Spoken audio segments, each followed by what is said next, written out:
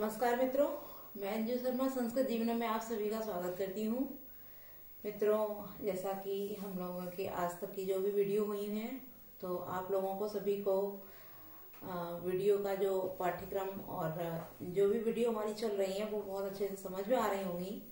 तो मित्रों, वीडियो शुरू करने से पहले मैं आप सभी को कहना चाहती हूँ कि आप लोग इस वीडियो के लिंक को जल्दी से जल्दी अपने मित्रों के साथ शेयर कर लीजिए और 30 मिनट तक हम रुकते हैं, उसके बाद वीडियो शुरू करेंगे। उससे पहले आप सभी लोग वीडियो के लिंक को अपने मित्रों के साथ शेयर कर लीजिए और मित्रों वीडियो को अधिक से अधिक लाइक किया कीजिए, अपने मित्रों के साथ शेयर कीजिए और जिन लोगों को भी वीडियो अच्छी लग रही है, पसंद आ रही है, वो खुद स्वयं सब्सक्राइब करें, साथ ही साथ अपने मित्रों को भी चैनल सब्सक्राइब करने के लिए बोलिए।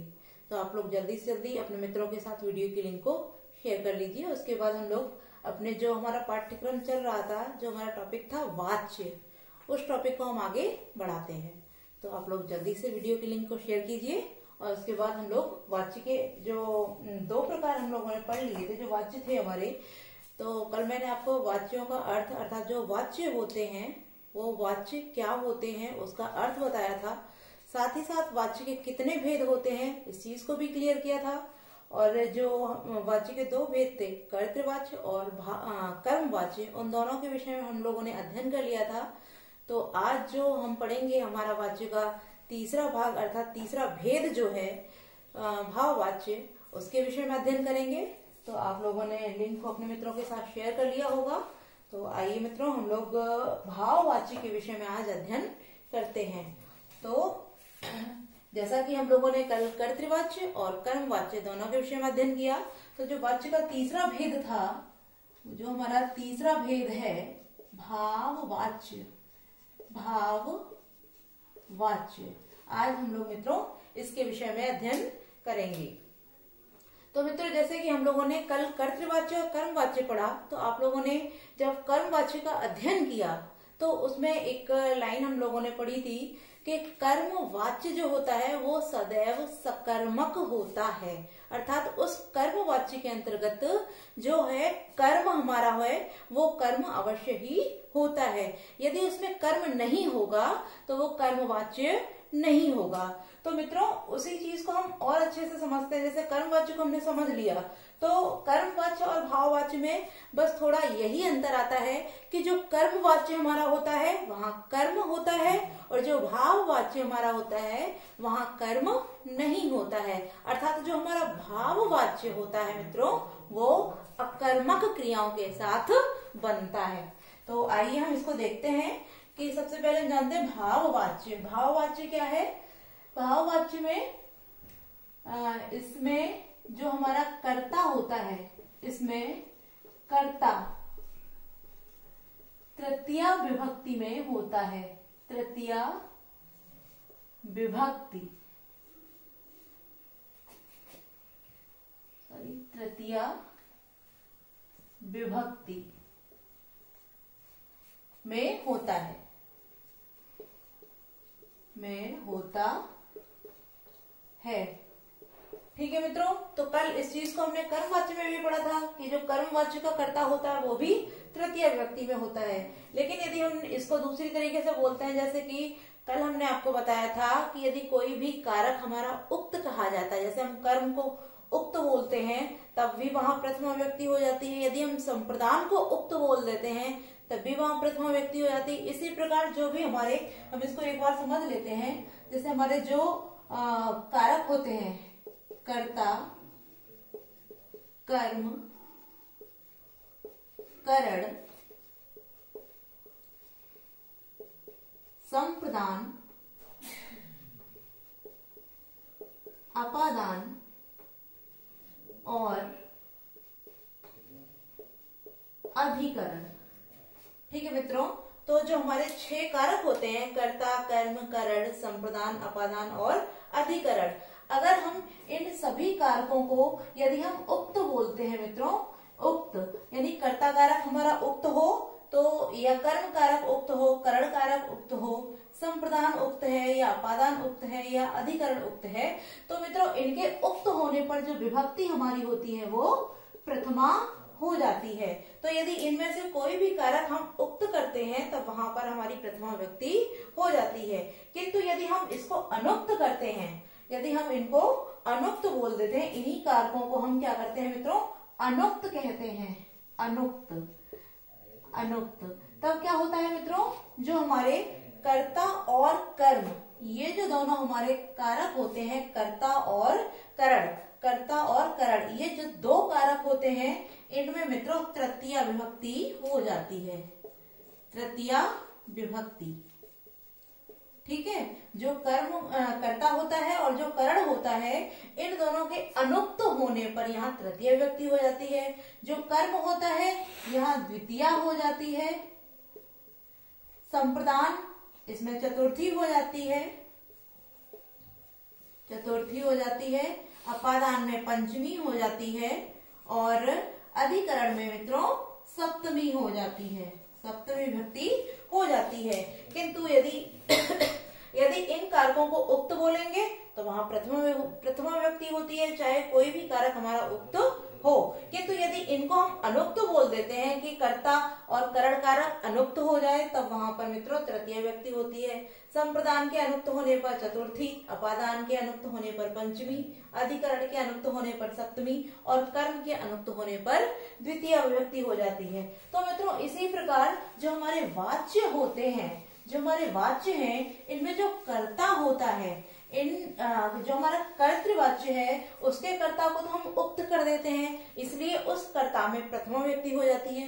किंतु जो हमारा भाववाच्य और कर्मवाच्य जो होता है, उसमें हम क्या करते हैं, जो हमारा कर्ता होता है हम उसको अनुक्त कर देते हैं, ठीक है। इसीलिए कर्ता के अनुक्त हो जाने पर उस कर्ता में तृतीय विभक्ति हो जाती है, ठीक है मित्रों। आपको बहुत अच्छे से क्लियर हो गया होगा। अब अगला देखते हैं, जो इसकी क्रिया होती है, भाववाच्य की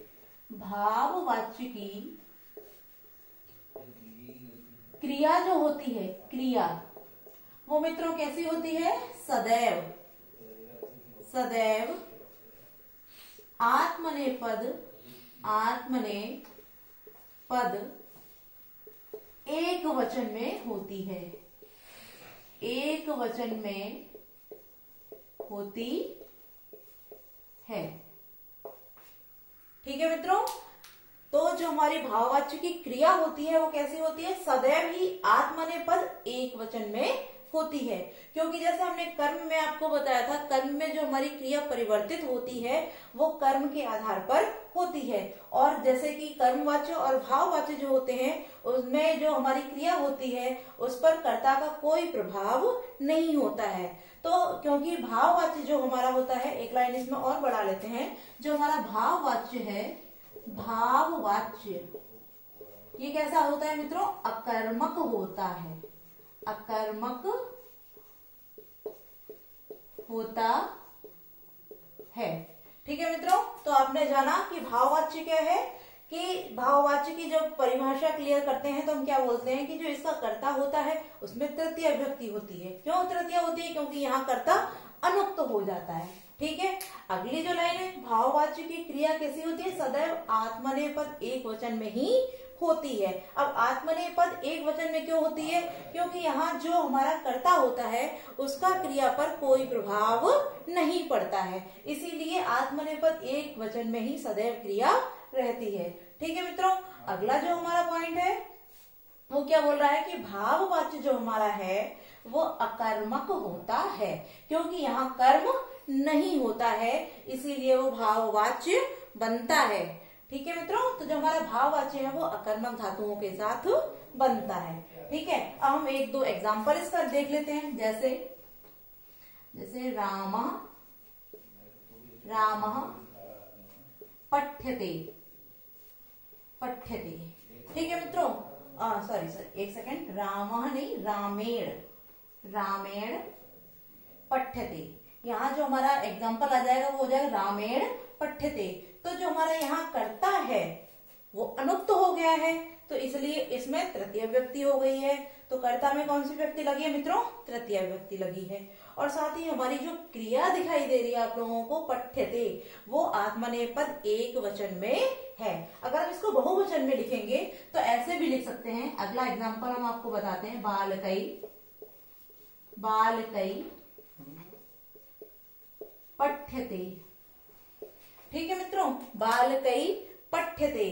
तो यहाँ एक वचन था, इसलिए यहाँ आप सोच सकते थे कि यहाँ एक वचन है इसलिए इसकी क्रिया एक वचन लगी है, किंतु यहाँ क्या हो गया मित्रों? बालकै जो हमारा दिया है ये तृतीय व्यक्ति बहुवचन में है। ठीक है, तृतीय विभक्ति बहुवचन में है, किंतु इसकी जो क्रिया होगी वो मित्रों आत्मनेपद एक वचन में ही होगी, क्योंकि इसके कर्ता का क्रिया से कोई संबंध नहीं होता है। इसलिए इसकी भाववाच्य की जो क्रिया है वो सदैव एक वचन में आत्मनेपद में ही होती है। ठीक है मित्रों, तो आप लोगों को भाववाच्य बहुत अच्छे से समझ में आ गया होगा। इसके हम कुछ एग्जाम्पल और आपको बता देते हैं और लिख के दिखा देते हैं, जिससे और अच्छे से आपको क्लियर हो जाए। तो अगला एग्जाम्पल जैसे कि हम लिखते हैं, जनः, जनेन, जनेन हश्यते, जनेन हश्यते। अब यहाँ क्या हुआ कि मनुष्य के द्वारा हंसा जाता है, यानी किसी एक व्यक्ति के द्वारा हंसा जाता है। किंतु यदि हम इसको बहुवचन में लिखेंगे तब भी हमारा यहाँ क्या होगा? जनै। ये तो हमारा बहुवचन में हो गया, तृतीय व्यक्ति बहुवचन, किंतु जो इसकी क्रिया है वो एक वचन में ही रहेगी, हश्यते। ठीक है, ऐसे ही मया हश्यते, त्वया हश्यते। ठीक है मित्रों, तो यहाँ जो हमारा कर्ता है वो बहुवचन का भी है, एक वचन का भी है, किंतु ये जो दोनों हमारे कर्ता हैं वो प्रथम पुरुष के हैं। ये जो हमारा कर्ता है वो उत्तम पुरुष का है और ये जो हमारा कर्ता है वो मध्यम पुरुष का है। किंतु यहाँ जब हम क्रिया देखते हैं मित्रों, तो क्रिया तीनों ही, अर्थात जो हमारे चार रूप बने हुए हैं आपके, जनेन हश्यते, जनै हश्यते, मया हश्यते, त्वया हश्यते, क्योंकि यहाँ जो हमारा कर्ता है उसका क्रिया से कोई भी संबंध नहीं रहता है। इसीलिए जो भाववाच्य की क्रिया होती है वो आत्मनेपदी सदैव एक वचन में ही होती है। ठीक है मित्रों, तो भाववाच्य भी आपका क्लियर हो गया है। अब कल हम लोगों ने जैसे कर्तृवाच्य और कर्मवाच्य का अध्ययन किया था, तो आज हम कुछ कर्तृवाच्य के एग्जाम्पल लिखते हैं और उनको कर्म और भाववाच्य में परिवर्तित करते हैं। तो मित्रों जैसे कि हम कुछ एग्जाम्पल लिख रहे हैं, जैसे कि बालकः, बालकः ईश्वरं नमति, बालकः ईश्वरं नमति। अब आप यहाँ देखते हैं मित्रों कि जो हमारा बालकः है वो प्रथम पुरुष एक वचन में है। ठीक है, और जो हमारा ईश्वरम दिया गया है, ईश्वरम यहाँ लिखा हुआ है, ये हमारा कर्म है। ठीक है, और अगला जो है वो है हमारी क्रिया। तो बालकः नमति, बालका नमस्कार करता है, बालक जो है वो नमस्कार करता है, किसको करता है? ईश्वर को करता है। तो बालक नमस्कार करता है, तो जो हमारी क्रिया लगी है मित्रों वो किसके अनुसार लगी है? बालक के अनुसार, क्योंकि यहाँ बालक एक वचन में है तो जो हमारी क्रिया है वो भी एक वचन में है। अब क्योंकि कर्ता के अनुसार ही यहाँ क्रिया दी गई है, तो मित्रों ये हमारा जो वाच्य हो जाएगा वो क्या हो जाएगा? कर्तृवाच्य हो जाएगा। कर्तृवाच्य कैसे हो जाएगा? क्योंकि कर्ता हमारा बालक है और बालक के अनुसार ही यहाँ क्रिया को रखा गया है, क्योंकि जो हमारी क्रिया है वो बालक के अनुसार लगाई गई है, क्योंकि बालक प्रथम पुरुष एक वचन का करता है और क्रिया भी हमारी प्रथम पुरुष एक वचन की है। ठीक है मित्रों, तो इसी प्रकार जब कर्ता की प्रधानता हो जाती है, कर्ता मुख्य हो जाता है, कर्ता ही प्रधान होता है, तो वहां कर्तृवाच्य हो जाता है। ठीक है, अब हम इसको किस में बदलेंगे? क्योंकि यहाँ कर्म दिया गया है, साथ में कर्ता है, क्रिया है और बीच में हमारा कर्म दिया है। तो जब हम कर्म दिया है तो इसको जब हम परिवर्तित करेंगे तो वो किस में परिवर्तित हो जाएगा? आइए हम देखते हैं सबसे पहले कि हम जो इसको बनाते हैं, तो जैसे कि हम किसी चाहे कर्मवाच्य में बनाएं या भाववाच्य में बनाएं, दोनों का जो कर्ता होता है वो अनुक्त होता है। अनुक्त अर्थात तृतीया विभक्ति में होता है। तो जो हमारा कर्ता है वो किस में परिवर्तित हो जाएगा मित्रों? तृतीया में। तो हम इसको करते हैं जैसे बालकेन, बालकेन। अब क्योंकि यहाँ जो कर्म दिया है ईश्वरम, इसको हम मित्रों किसमें रखेंगे? जो हमारा कर्म है, कर्म की प्रधानता है, तो यहाँ कर्म जो है मित्रों वो हमारा उक्त हो जाएगा। ठीक है, अभी तक यहाँ जो हमारा कर्ता था वो उक्त था, यहाँ कर्म अनुक्त था, इसलिए हमारे कर्ता में प्रथमा और कर्म में द्वितीय विभक्ति हो रही थी। किंतु अब क्या होगा मित्रों? जो हमारा कर्ता है वो अनुक्त हो गया और जो कर्म हमारा है वो उक्त हो गया, तो इसलिए कर्ता में तृतीया और कर्म में प्रथमा विभक्ति हो जाएगी। तो जब हम इसमें प्रथमा लगाएंगे तो हो जाएगा मित्रों हमारा ईश्वरः, ईश्वरः, बालकेन ईश्वरः। अब क्योंकि क्रिया हमारी पहुंचेगी आत्मनेपदी में, और यहाँ जो हमारा ईश्वर कर्ता जो है, कर्म जो हमारा है वो प्रथमा विभक्ति में आ गया है और कर्म ही हमारा मुख्य है। तो हम यहाँ देखते हैं कि जो हमारा कर्म है वो भी एक वचन में ही है, प्रथम पुरुष एक वचन में ही है। तो हम क्या करेंगे? इस प्रथम पुरुष एक वचन के अनुसार ही जो हमारी क्रिया है वो आत्मनेपदी में तो लगेगी, किंतु किस में रहेगी मित्रों? प्रथम पुरुष एक वचन में ही। तो जो हमारी क्रिया हो जाएगी वो क्या हो जाएगी मित्रों? नम्यते, नम्यते। ठीक है, बालकेन ईश्वरः नम्यते। ठीक है, तो आपको ये क्लियर हो गया होगा। और ये जो रूप हमारा बना वो कौन सा बना? ये हमारा जैसे कि कर्म दिया है और कर्म वाच्य सकर्मक होता है, तो कर्म के सहित है, इसलिए ये हमारा जो वाच्य है मित्रों वो कर्म वाच्य है, कर्म वाच्य। ठीक है, तो आपने अच्छे से जाना कि जो हमारा कर्तृवाच्य है उसमें कर्ता प्रधान है और उसके अनुसार ही क्रिया दी गई है, और जो हमारा यहाँ पर कर्म वाच्य जो है उसमें कर्म प्रधान है, इसलिए कर्म में प्रथमा व्यक्ति है, क्योंकि कर्म हमारा यहाँ उक्त है और उक्त होने के कारण ही कर्म में हमारी प्रथमा व्यक्ति हो जाती है, और जो क्रिया उसकी हुई है वो कर्म के अनुसार ही यहाँ पर लगाई गई है। ठीक है मित्रों, अब हम कुछ एग्जाम्पल आपको ऐसे भी बताते हैं जिससे कि आपको और अच्छे से क्लियर हो जाएगा। इसमें बहुवचन इत्यादि कुछ दिया गया होगा तो उसको हम देख लेते हैं। जैसे कि मोहनः, मोहनः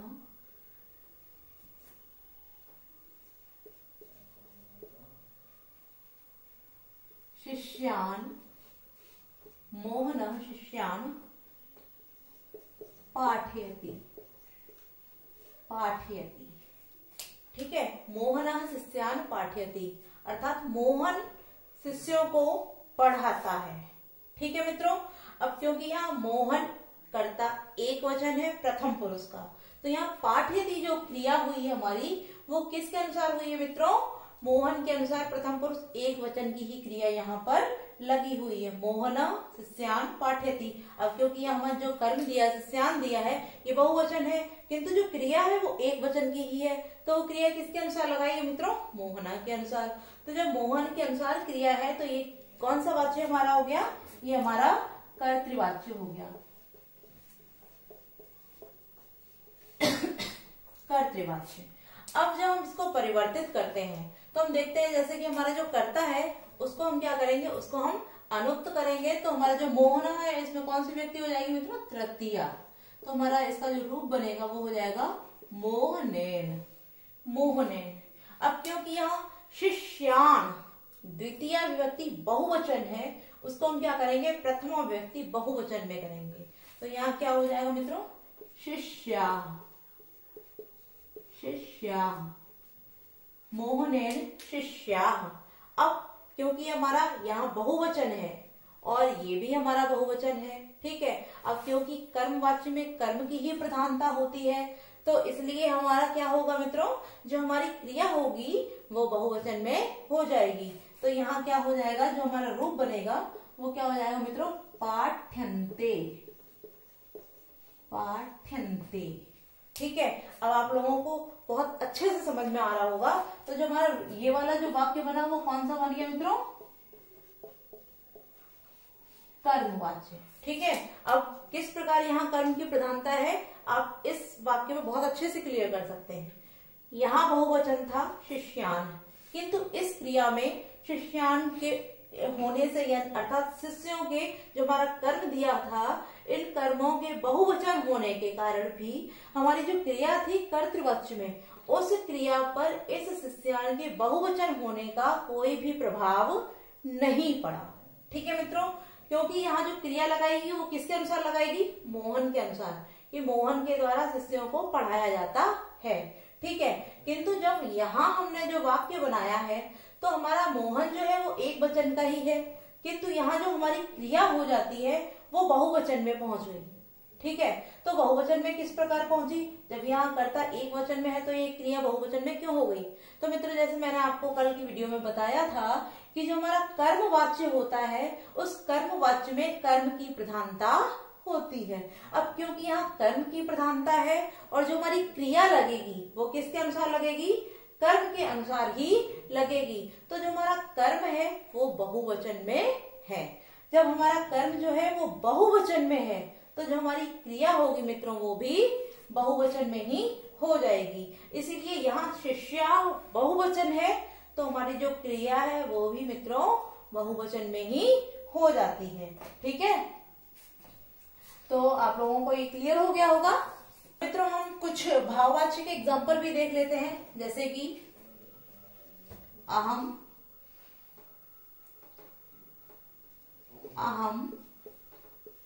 पठामि, अहम पठामि।